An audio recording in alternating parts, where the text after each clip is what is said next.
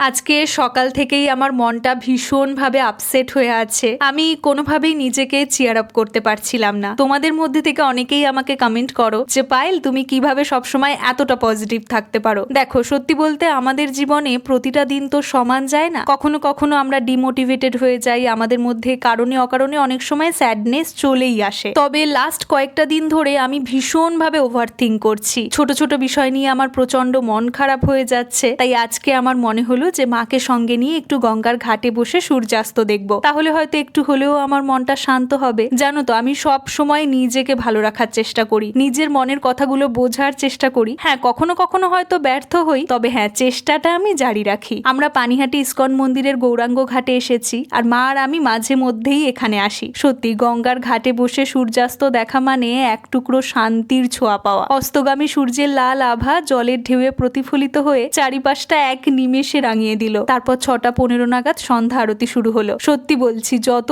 দিন এগোচ্ছে আরো বেশি করে বুঝতে পারছি ঠাকুরের নাম জপের মধ্যে একটা আলাদাই শক্তি আছে। এক নিমেষে কেমন জানি মনটা হালকা হয়ে গেল। সন্ধ্যা আরতি দেখে তারপর মা আর আমি নীল পুজোর জন্য বাজার করতে এসেছি, কারণ উপোস রাখলে ফলমূল সাবু ছোলা এগুলো তো লাগবেই। আমার শ্যাম্পু কন্ডিশনার এগুলো শেষ হয়ে গেছে, তাই এখন সেগুলো কিনতে সোনারতরীতে এসেছি। এখানে যে কোনো প্রোডাক্টের এমআরপির ওপরে বেশ ভালোই ডিসকাউন্ট দেয়। চলো আমরা এখন বাড়ি ফিরি। দেখা হচ্ছে তোমাদের সঙ্গে পরের ব্লগে। বাই।